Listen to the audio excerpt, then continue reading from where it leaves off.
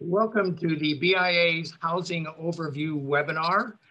Now, while most jurisdictions talk about the need for housing reform, San Diego has actually been doing something about it, using a variety of policy initiatives, some regulatory changes, some community plan updates, all intended to make the process better and to get more housing on the ground. Now, while others talk, they do. And it's no small feat. The city of San Diego faces a daunting challenge to triple its annual housing production in order to meet the state's RHNA goal of 108,000 new units in 8 years. Now, the BIA is pleased to have two individuals who are leading that charge for the city with us today. We have Mike Hansen and Brian Schoenfisch. Together, they're going to provide you with an in-depth briefing on the challenges, but more importantly, the opportunities that are going to be available to increase our housing supply. Now, a bit about our speakers. You have Mike Hansen. Mike Hansen, as you all know, is the director of the planning department for the city of San Diego. He's responsible for long-range planning policies that help shape the future growth of the city. He has also previously served as Mayor Faulkner's Director of Land Use and Environmental Policy and Deputy Chief of Staff, and also Chief of Policy. And we also have Brian Schoenfisch. He's Program Manager, Housing Implementation and Policy Team for San Diego. Some of Brian's accomplishments include the Complete Communities Housing Solutions Program, the city's landmark climate action plan, the general plan housing element, and of course, my personal favorite, the Grantville Focus Plan update. And he also oversees numerous citywide housing reforms throughout San Diego. Now, during the course of this presentation, if you have any questions, please place them in the Q&A, and I promise we will get to them. So now, please welcome Mike Hansen to get us started. Mike? Good afternoon, everybody, and thank you for hosting this. I'm very excited to share with you some of the things we've been working on and think a little bit about looking towards the future as well. And I think this is really couldn't be better timing for this because today is the final day of the Mayor Faulkner's administration, and tomorrow is the first day of Mayor-elect Gloria's administration. So I think it is really a great time to provide a housing overview. And I'm going to focus today mostly on the City of San Diego Planning Department's efforts and initiatives, but I also wanted to recognize that our Development Services Department has a pretty critical role in the housing conversation, of course, and they have completed many, many housing initiatives as well. And I'll just mention a few of those, but it's mostly the Planning Department today. So just to sum it up, we feel that over the past few years, in the city, we've really seen an unprecedented amount of housing reform. And looking back, since today is the end of an administration, just in the last few years, we have seen dozens of major sweeping reforms and literally hundreds of code changes that have streamlined the process and implemented individual reform. And I think that sometimes some of the larger trends are missed when we focus on the individual day-to-day actions that might be presented to the city council or code changes that we might be thinking about. So I'm going to talk about some of those larger trends that I see too. And maybe before we get into all that, I also just wanted to acknowledge that the industry, in particular, the BIA, has been extremely engaged in nearly all of these, and that engagement and oftentimes support, calling into council, participating in the process, it is just so important as we move these items forward to hear the voice of the people that are actually building housing and that have a lot of knowledge to bring to the table. So leading the way, well, there's a few ways in which the city has led the way over the past few years and is currently leading the way. At the local level in the county and at SANDAG, we have really been I think, leaders in addressing the housing issue. The first thing that comes to my mind is the RHNA process. That's the Regional Housing Needs Assessment at SANDAG that is managed by the state. And the city of San Diego was really critical. You can stick on that one, Brian, stick on that previous one. The city was really key to pushing forward an acceptance of our state housing goals. And that's the first time that the region actually did accept the amount of housing that the state was recommending. Not many people know how critical the city of San Diego was in that whole process of getting the county and SANDAG on board in many jurisdictions with actually accepting that we have the need for housing. And if we don't start there, actually accepting that we have a problem, we're not going to do great at addressing the issue and actually coming up with solutions. We have many state bills that we have developed at a local level in San Diego where we've gone further than the state. And we've actually gone so much further in some instances that now our local San Diego bills have become the model for statewide legislation that is carrying the San Diego model and San Diego success across the state. And then just the last top thing I think that we're leading the way on is the housing element. And this is the general plan housing element. It's our main housing policy document. It sets the shape for the next housing cycle, in this case, the next 8 years, so it'll cover the entire next administration. We just completed the housing element, and we were the first jurisdiction of any significant size. I think there may have been 1 or 2 small cities, which I had never heard of before in Northern California, but the first city essentially to have the housing element certified by HCD. And that's a huge, huge accomplishment. Many cities in the region are just beginning that process. We actually got that completed earlier this year. So let's speak about larger trends a little bit before we move on.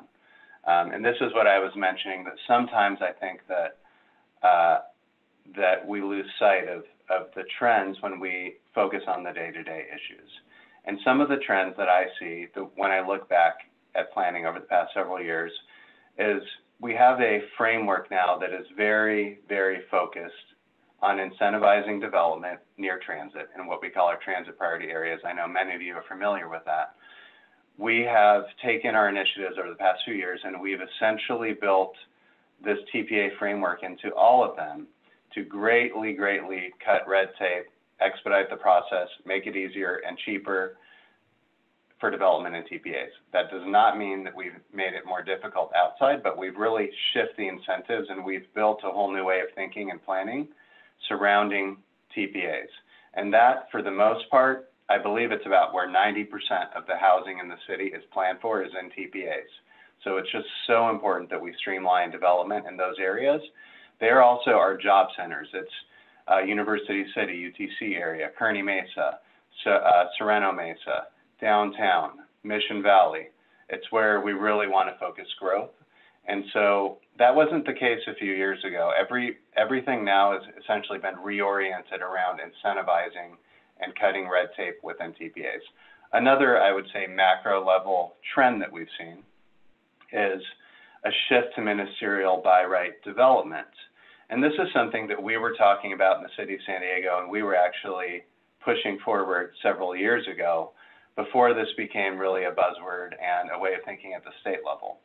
And what does that mean? Why is it important? It means essentially that the city is doing the legwork, the city is doing the upfront planning work, the upfront CEQA work, spending the money at the city level so that development is then streamlined if it's consistent with those plans. That is just so critical because the most time-consuming and because of that costly part of the entitlement process of a traditional entitlement process, as of course many of you know, is the CEQA process. And if we are able to do the planning work up front and do it in a right way and allow those projects to tier off of that, it streamlines the process and creates projects that do not need to be subject to CEQA and subject to that process because they're following the rules. And this is really a way of thinking. It's a new way of thinking that is required even among city staff. It's viewing every project not as an ad hoc one-off negotiation that would string out over many years, not as a way to get mitigation measures and to extract benefits from the applicant that could not be achieved outside of that. It's really thinking about streamlining the process. The city gets those benefits because they're incorporated up front. And then once the applicant comes in, It's fast, it is much more cost effective and affordable to build housing if it is by right and ministerial. And that's something that we've built into nearly every single initiative we've done. There's still a ton of work to be done on that, but it's a sea change in the way that we think about entitlement in the planning process. So you can move on to the next one, I think, Brian. And I mentioned the RHNA process. So what's the outcome of that? The outcome is that we have very, very aggressive, but grounded in fact, housing targets. And it means that we need to triple our housing production over the next 8-year cycle. That's really an extraordinary challenge when you think about it. And right now the city is producing about 4,000 to 5,000 housing units per year. We need to triple that. So that's just the scope of the challenge that is in front of us. It is even more challenging at the affordable housing, the deed restricted levels, a very low, and actually our lowest performing segment is the moderate income level, that 80 to 120% AMI. Next slide. One of the things that we've really done to set the foundation for progress for housing is monitor where we're at. And believe it or not, this was not done in a comprehensive way prior to a few years ago. So we published our first housing inventory report in 2018. It's a comprehensive report on housing affordability, cost, production, supply. We present a lot of local data that's not presented anywhere else. Every year we've built on that because we want even more data sources to be presented publicly. This is really setting the foundation, and it's really making sure that we're measuring how we're doing, because if we're not doing that, we're not going to be able to ensure that we're making progress. Next slide. We have seen some early results. So our measurement has told us a few things. Keeping in mind that sometimes there's a misconception that you might see a housing unit produced immediately after the city council takes action on the housing reform. That is, of course, not the case, because regardless of what the city does, there is still land acquisition that needs to occur. There's still some sort of a process, even in a ministerial development, for plan review and entitlement process. There is, of course, the construction period.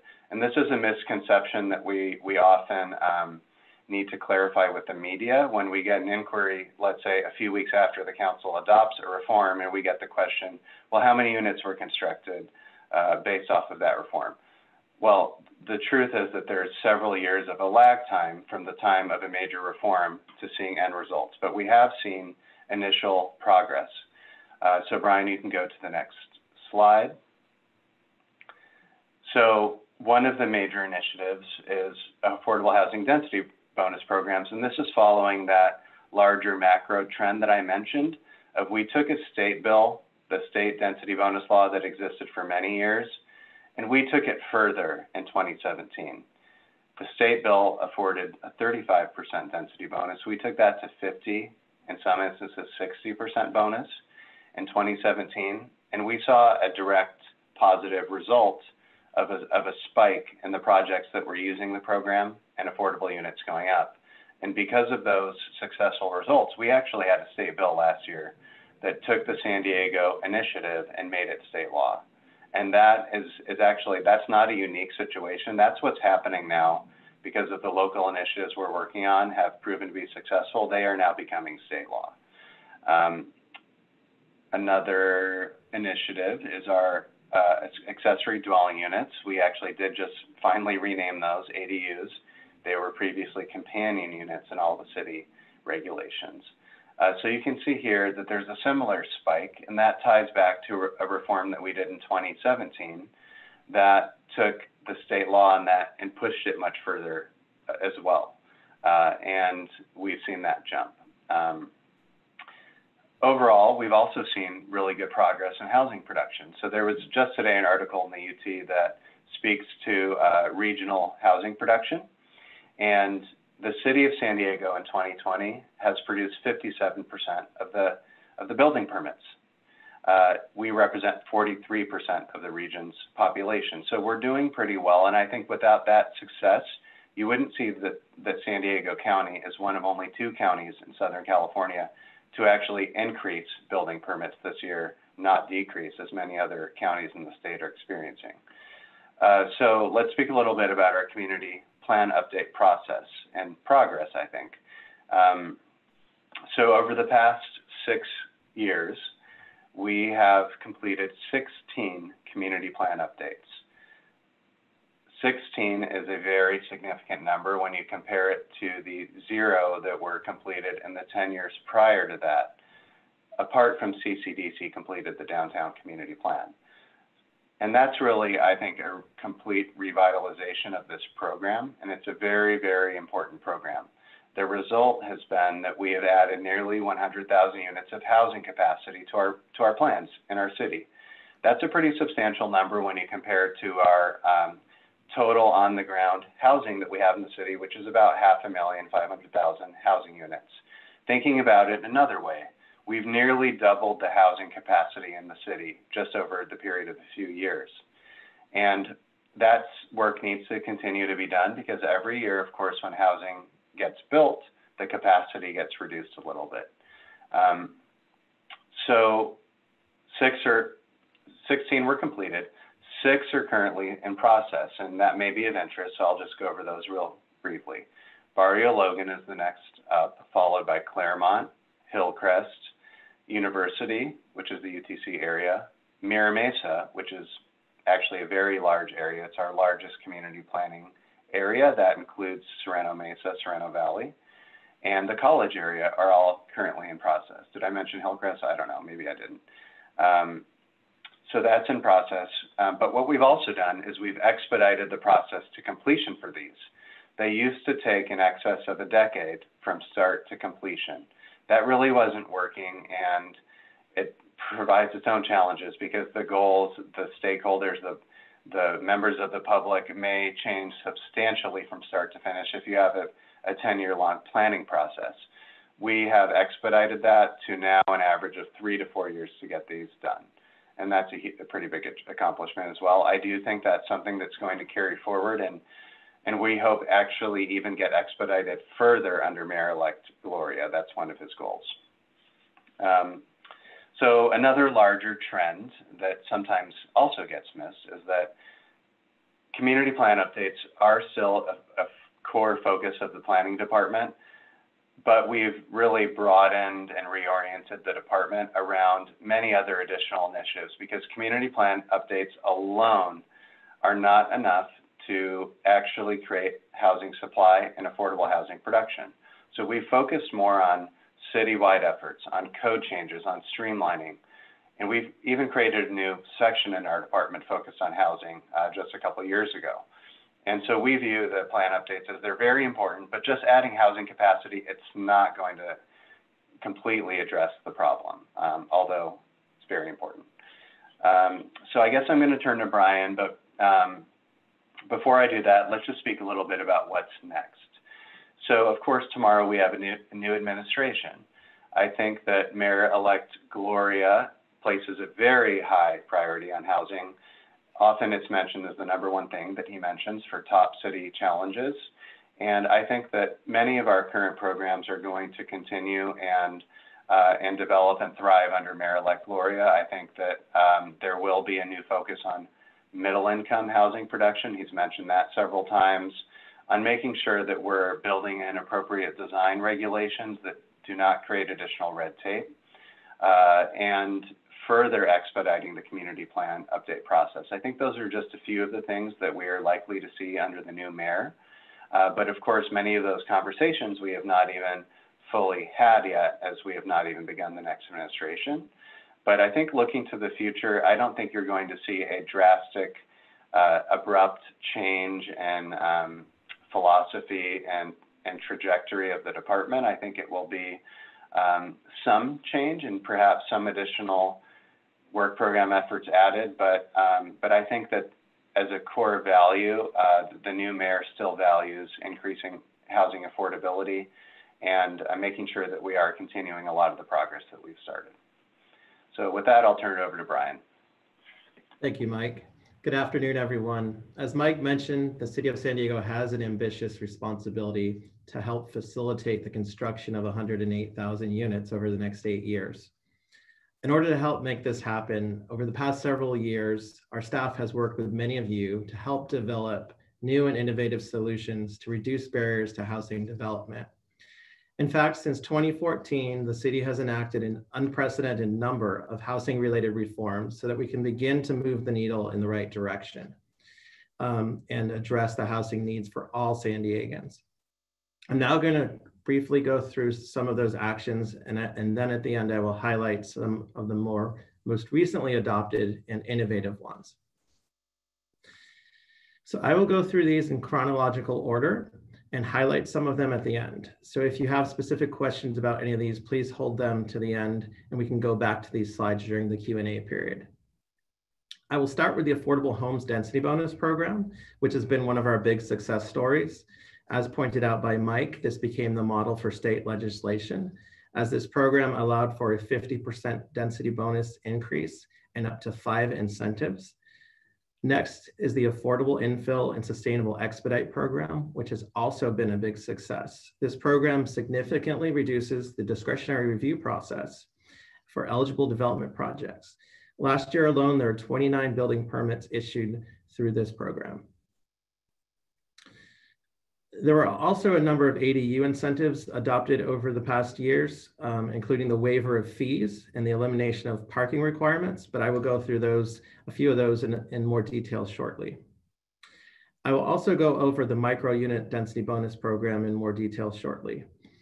Other initiatives adopted over this time period include the allowance for live-work loft units and commercial flexibility, as well as streamlined CEQA review for projects consistent with the densities established by the existing zone, community plan, or general plan for which an EIR or environmental document was certified, and development impact fee deferrals, which allow the city to issue development permits prior to the payment of the development impact fees for a maximum of 2 years. Moving on to 2019. This was a big year for housing-related actions, as you can see. We rolled out a new expedited municipal code update process in which stakeholders and the general public can easily participate by submitting item requests directly through our new online portal. We also made a number of significant amendments to our municipal code, including allowing permanent supportive housing by right in citywide zones where multifamily housing is allowed. I will skip over this next one for now, as I will go into more detail on it later. In 2019, we also created 6 new mixed-use zones, which permit, rather than mandate, a vertical or horizontal mixture of employment and residential uses. This was the first transition to floor area ratio-based zoning outside of downtown, with the highest densities and intensities outside of downtown. These zones are to be applied through our community plan update process or through individual rezones. We also work closely with nonprofits to amend the code to facilitate housing developments on underutilized institutional and religious facility parking lots. And we also eliminated CUP requirements for continuing care retirement communities so that they can be processed by right. Over this past year, we had an extremely ambitious work program, and despite all the challenges of 2020, we were able to accomplish a great deal. In October, the City Council adopted what is probably the most comprehensive package of housing reforms that we have ever brought forward. The housing legislative package included amendments to the city's municipal code to implement state law requirements related to housing for the homeless, affordable housing density bonuses, and accessory dwelling units. And this included local adaptations of state law to help meet our housing needs. There were 4 main categories that we focused on. As I mentioned, affordable housing density bonus programs, accessory dwelling units, housing for the homeless, and a number of miscellaneous housing items. I'll go through some of these in more detail shortly. As Mike mentioned, this year, we also adopted we were the first large jurisdiction to adopt our housing element cycle, housing element update for the 6th cycle. Which is our blueprint, our plan for the next 8 years of housing policies for the city of San Diego. We also released our 2020 Housing Annual Inventory Report. As Mike also mentions, it's important that we look back at the numbers of units that are producing, and we look at each of the programs that we're bringing forward and look at which ones are successful and which ones are not successful, so that we can continue to bring forward reforms to make sure that these programs are working to help meet our housing goals. All of our annual housing inventory reports are available on our webpage. So if you go to sandiego.gov, go to the planning department, and you will see on our main page a link to our annual housing inventories. We also just recently, as of yesterday, had our second reading, and the City Council approved our Complete Communities Housing Solutions Program, which is a very ambitious program that I'll go into in just a moment. Also earlier this year, the City Council held its second reading and approved the Middle Income Density Bonus Program. And also through this comprehensive legislative package that we had adopted last month, one of the highlights of that package is that we now allow for unlimited accessory dwelling units by right in single family zones within our TPAs. And that's something I'll touch upon in just a moment. So what I want to do now is just go into a few more details on some of our more recent and innovative initiatives that we've brought forward. And these are some initiatives that I think are really going to help us move the needle in the right direction. And these are some things that may have flown under the radar, and not everyone is aware of these. So that's why I want to bring attention to these particular initiatives. Complete Communities Housing Solutions. Hopefully all of you have heard of this. This recently got adopted again as of yesterday, and it goes into effect in early January, I believe January 9th. It is a new opt-in affordable housing incentive program that has the highest floor area ratio levels clustered around our transit priority areas and our employment centers. And what this does is this waives the density allowance that are in our community plans and allows those to be replaced through floor area ratios of unlimited density if you're in downtown, an 8.0 density in other areas, 6.5 and 4.0, depending on location to employment and transit. And finally, within the coastal zone, a floor area ratio of a 2.5. So these are significant jumps in density and intensity that are allowed through this program. One of the things that we also heard as we worked with stakeholders over the last few years was that as we go through this pandemic, there's a lot of commercial space and non-residential space that is vacant. And there was a desire to also utilize this program to allow for that conversion from vacant commercial space to residential units. So this program was also amended prior to going to City Council to allow for that conversion from existing commercial to residential to take place. There is also a equity component of this and an infrastructure component of this program as well. So there are, it's a very comprehensive program. There are a lot of details that I don't have the time to go into all of them today. But these are just some of the highlights of the program. And then another one that I also forgot to mention is the scaling and the right sizing of development impact fees. This is something that was significant as we had discussions with stakeholders and helped develop this program, was that we right-size the development impact fees. So projects which opt into this program, we have a scaling table that was adopted as part of this, and based on the size of your unit, as opposed to the total number of units. And also we are, for the first time, waiving the development impact fee for all affordable units and for all micro units of 500 square feet or less. So that is a significant component of this program. And we have fact sheets and information about the specifics of this program located on our web page. So again, if you go to sandiego.gov, planning's homepage, you can click on Complete Communities Housing Solutions, and all of the ordinances associated with this and some fact sheets are available on our website. Another one of our recent significant actions was the adoption of the Kearny Mesa Community Plan update. This is one of the city's largest employment centers. And as Mike mentioned, following the adoption of the city's climate action plan, one of the things that we've been doing is aligning our community plan updates to implement the climate action plan by locating the highest and most intense land uses in close proximity to our employment centers and to transit. And through the adoption of the Kearny Mesa Community Plan update, we have added capacity for over 21,000 additional housing units in the Kearny Mesa Community Plan area. So this is significant. We have used a lot of the new mixed-use zones that were just recently adopted. We have implemented them through this community plan update. So hopefully this will help transform Kearny Mesa into a true mixed-use community. One of the programs that I mentioned earlier was as part of this comprehensive housing package, which was just adopted last month, is a new 100% affordable density bonus program.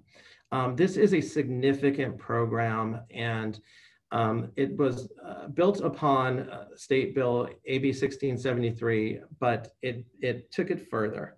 It went further than just the state bill in that it allows for flexibility of any combination of covenant restricted units. If a development comes in and builds 100% of the total units at any combination of low income, very low income, or moderate income. So a project can be completely moderate up to 120% AMI and utilize this program. And and the project must be located within a transit priority area. And if the project utilizes this program, there is unlimited density and the use of waivers and incentives for unlimited height as well within our transit priority areas. So this will really help get at that missing middle income that we often see through our annual reports, in which we have some of the lowest numbers of housing units produced within that category. So we really need to address that category, and hopefully this program will help do that by allowing for these unlimited densities within our transit priority areas for projects that are 100% affordable in any combination of those categories.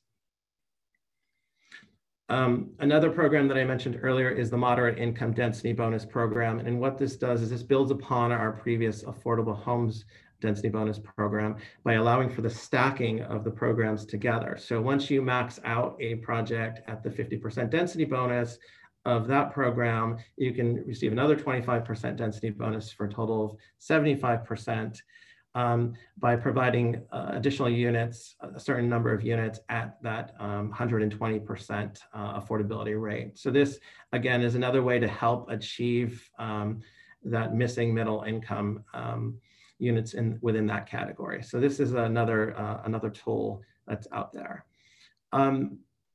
Also, another program that was adopted several years ago, but and has been used, but probably hasn't received the attention that it deserves yet, is the Micro Unit Density Bonus Program. And this is a 100% density bonus for projects that that include micro units. And this program we've made a few tweaks to it just as part of this recent year's update process, code update. To allow previously this program was not allowed downtown. So we now are allowing this to be used downtown. And previously this program was restricted so that you could not use incentives or waivers for height deviations or setback deviations. We've now eliminated those restrictions so that you can use incentives and waivers for height and setback deviations to really help facilitate this program to ensure that it works. As we mentioned earlier, one of the things that we do is we look at through these annual inventories to see what programs are working, what programs are very successful, which programs aren't quite working, so that we can go back through our annual code updates and tweak those programs to really make them work, because that's what we're trying to do here through all of these code amendments, is to try to help facilitate housing production. And so that's why it's really important that we hear from each of you, as we go through these annual code updates, to provide us with that input so that we can tweak these programs to help make them work better. As I mentioned earlier, there are a number of ADU, accessory dwelling unit, changes that we just recently made to the code. One of them is based on state law, and it essentially allows for accessory dwelling units now on multifamily zone properties, including zones that are commercial zones that allow for residential. So there are certain restrictions through this program. It's a very detailed program, but I think we will see a lot of this, a lot of developers using this program.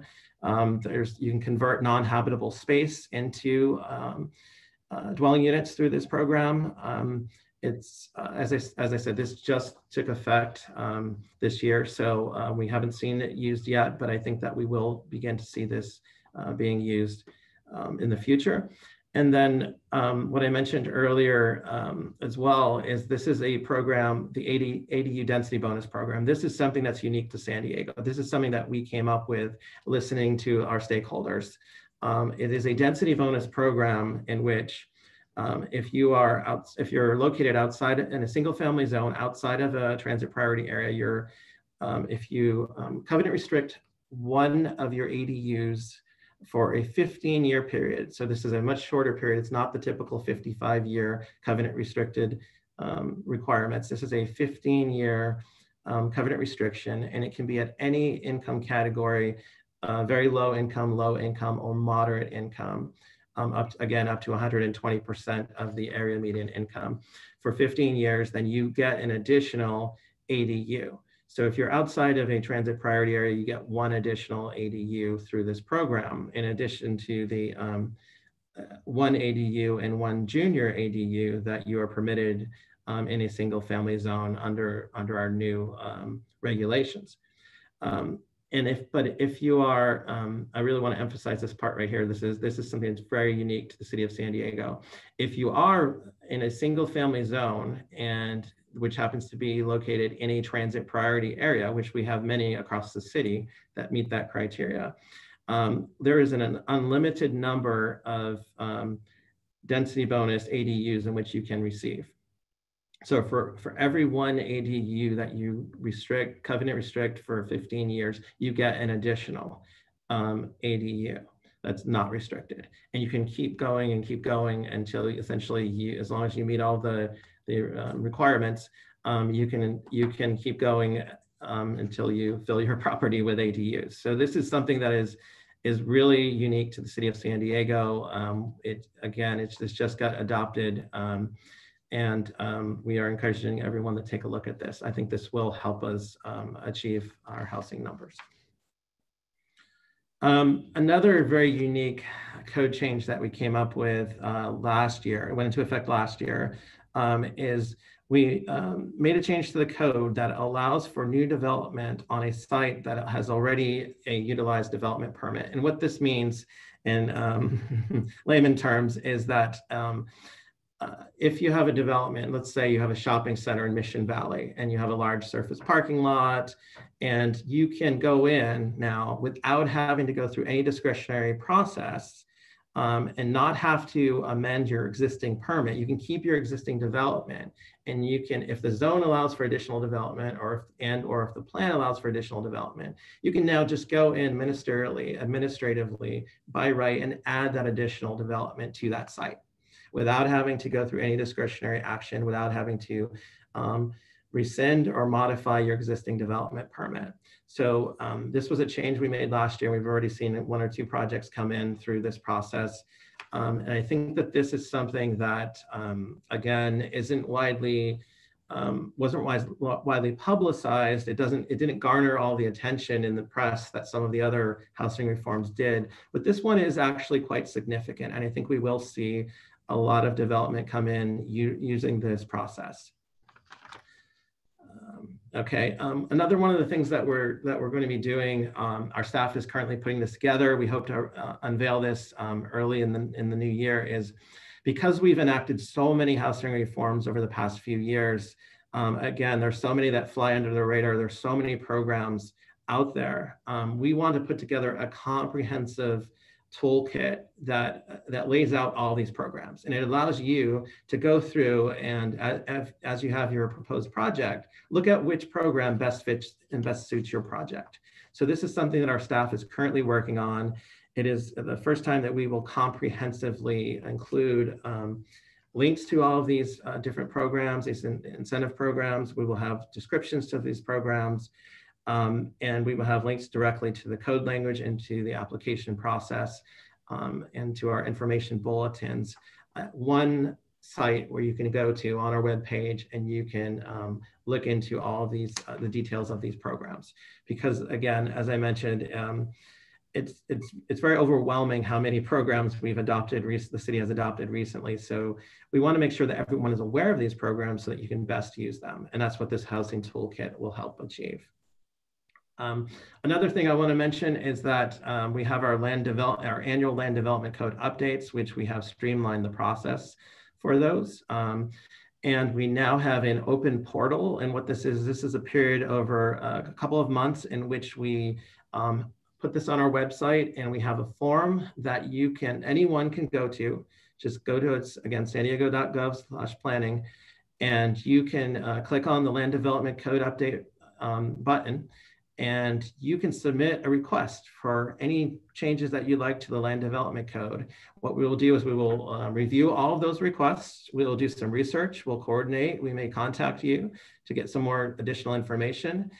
We will then we'll form a stakeholder group in which anyone can participate on.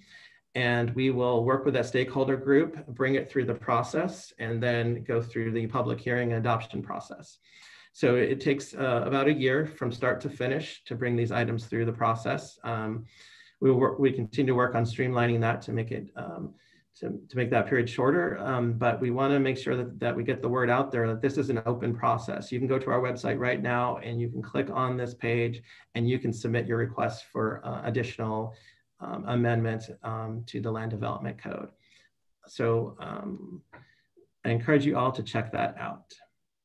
And on that, I'm going to open it up to our Q&A period, unless Mike, if there's anything else that you would like to add, we will jump into the questions. And I think Matt's been keeping track of the Q&A in the chat box. Yeah, we have a few. Okay. I don't have anything else. I think we can jump into questions. All right, we'll start with some early on. We have a question when you were talking about the annual report. Yes. And you were talking about affordable units. Are we going to be able to find out how many affordable units that have been produced under the inclusionary program, similar to your density bonus chart?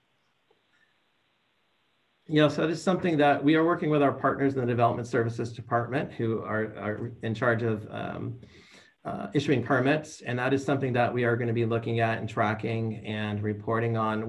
Any information that is trackable, we will be including in those annual progress reports. So, you know, we have every year we're getting better and better at tracking data. Our goal is to track every single unit, not only every unit that's produced in the city of San Diego, but every unit that uses each of our different incentive programs. And so that we can attribute those units to those programs, and we can really pinpoint which programs are working and which programs need some additional reforms to help incentivize additional housing. Okay.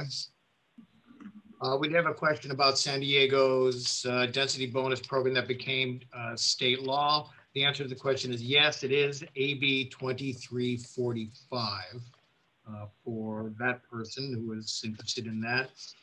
Question about the moderate income density bonus program. Can you expand and explain what the stacking is and what things have to be stacked? And then secondly, does that program come with any incentives or waivers similar to other density bonus programs? Yes, that program does come with incentives and waivers similar to the other density bonus programs. When we talk about stacking, what we mean is that for that particular program, you first have to fully utilize the Affordable Homes Density Bonus Program, which means you have to meet those requirements first and fully utilize your 50% density bonus. And then once you reach that, once you achieve that, you can provide an additional units at the moderate level, which is up to 120% of the area median income. And then you can achieve an additional 25% density bonus on top of the 50%. And that would get you a 75% density bonus through that particular program. And I'm assuming that is also satisfying the city's inclusionary program yes. as well. Correct. Okay. Question here, are DIFs waived for affordable units within a transit priority area? Through the Complete Communities Housing Solutions Program, if you are to opt into that program, the DIF fees are waived for all of covenant restricted affordable units at all income levels, which is the low, very low, and moderate level. If you're not part of that program, the inclusionary ordinance that was adopted and went into effect earlier this year does waive the DIF for the covenant restricted affordable units that meet the inclusionary requirements. So that is just that percentage that meet those requirements, not any additional units that go beyond those requirements. Okay. Another question. Also on the accessory dwelling units, I assume the number of units obviously is going to be limited by lot size. Is there a minimum lot size? Is there a maximum lot size? And what is a minimum or maximum on the actual units themselves? Yeah, there's not a minimum or maximum lot size attributed to that program. As for the units themselves, there are some minimum and maximums that are in the code. I can get back to you on those specifics. I don't have that section in front of me right now. Okay, that's usually around. Sorry, Brian, I think it's 1,200 square feet is the maximum. Yeah. And that's the question about lot sizes.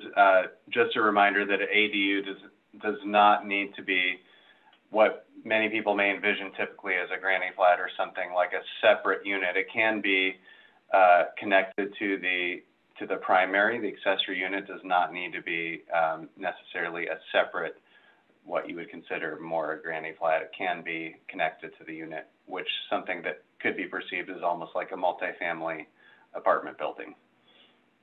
Is that, we used to call them junior units. Is it still called that, or is it just an ADU that happens to be attached? It's a junior ADU.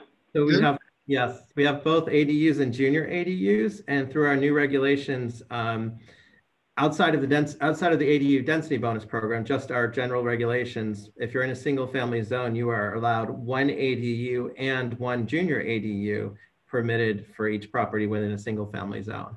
And then you can add the density bonus program on top of that. You got a lot of questions coming in on ADU, so keep that little book open, Brian.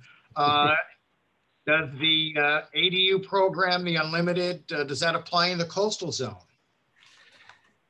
These new regulations do not yet apply in the coastal zone. These were adopted by City Council this year. We have to bring them through the Coastal Commission for certification. That is a process in which we've begun discussions with our Coastal Commission staff, and we hopefully we will get those certified through the Coastal Commission sometime in 2021. That is our intent, and we will continue those discussions with their staff. Can I also add that in the coastal zone, there are unique challenges for ADU production because of the Coastal Act, there's always a CDP, or almost always a CDP is required, which is a discretionary permit. CEQA kicks in, and we do not have by right ADUs in the coastal zone, which is much of the city's jurisdiction, and many opportunities are in the coastal zone. We are thinking about potential solutions to address that problem because we think that that's limiting our housing availability in the coastal parts of the city. All right. Another one. All right, I'm going to read this one off the screen here.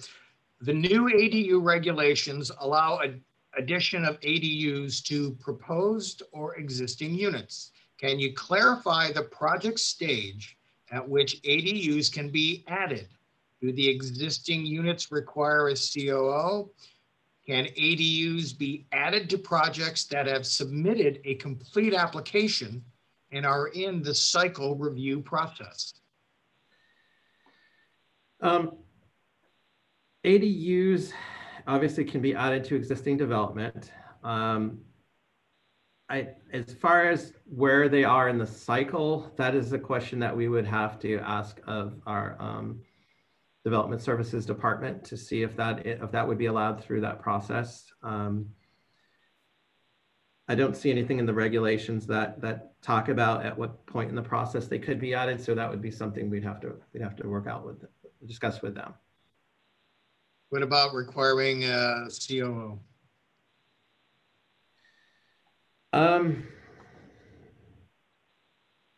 You know, I'm not sure. I'll have to look into that. All right. We can provide. Nice job, Bo. You stumped the band with your question. Good job. And you know, just one thing. We can probably answer most of the questions about the language in the ordinances when it comes to particular, you know, development projects, especially ones that are in process. But we can't really go into project specific questions because, again, those have to be answered in coordination with our development services department, since they are the permit issuing department. Right. And I know our time is running short, so we're going to get to the rest of these, but if you have more detailed questions, if you send them over to us, we'll make sure that Mike and Brian get them and try to get answers as best we can. Yes, certainly we will follow up with, after this meeting, just please go ahead and send me all the questions in the chat and we can get back to anyone who has it, who we couldn't provide an answer to. All right, let me go to the next question. What are some of the environmental topics that still need to be analyzed, even if CEQA is streamlined? In addition, how is the city advising applicants on the NEPA process, assuming federal funding sources are being pursued? So some of the topics that would still need to be looked at, I'm not sure I would say analyze, but stormwater, sensitive habitat, anything related to state or federal legislation is usually still needs to be complied with, even if there is no CEQA discretionary process. So in addition, how is the city advising applicants on the NEPA process? Typically, we do not advise on the NEPA process because that's a federal process, and it's pretty rare that a development does trigger NEPA. And in most situations, CEQA is much more strenuous than NEPA, and the CEQA process really is what drives the NEPA process if there is a combined CEQA-NEPA document. Yep, I get that. Oh, here's a quick one. Now, when do you expect the housing toolkit to be available? Early 2021. I hope that it will be rolled out in sometime in January. Okay, and then will the slide deck be available online or through the BIA after this call? Yes, it will. Okay, here's one. In the housing solutions regulations, will the 2.5 FAR tier applicable in the coastal overlay zone, height limit overlay zone, continue to apply in the midway following elimination of the coastal height limit overlay zone in that community planning area? Yes, it will. It was the 2.5 FAR was tied to the original map, which was adopted back in the 1970s for the coastal height limit. So for that particular program, that will not change. However, following the passage of the proposition, there are all these other density bonus programs which are available to be used within that area, in which incentives and waivers can be used for additional height and additional density within that area, but not the Housing Solutions program itself. Okay. All right, and our last question is actually a comment, and the comment is that they would like to express our appreciation for both Mike and Brian's leadership on all of these housing issues. I've been privy to most of these conversations as they've been trying to develop these programs. You've been more than accessible and accommodating of our input and suggestions, and we are very much appreciative of that leadership. And I think it starts to show when we've got a jurisdiction such as San Diego putting together a host of reform measures when other jurisdictions are still putting together workshops and subcommittees to talk about things. You're actually doing things. So we very much appreciate your leadership on that. Thank you. And excellent questions, by the way. I can tell this is a very expert group here. Yeah, we had a couple of good ones in there, I thought too. Look, it is just before 1 o'clock. Unless anyone has another question to put into the Q&A, I think we've got them all covered. And I'm not seeing any. So why don't we extend our thanks to you, Mike and Brian, for participating today in this webinar. We're doing our best to get this kind of information out to our members so they know of the opportunities and reforms that are going on in the city of San Diego. And we wish everyone here a very safe and a happy holiday season. And we will be back in the future with more webinars. Thank you so much for participating. Thank you so much for attending. And we hope you've enjoyed this afternoon's webinar on the housings programs. Thank you so much.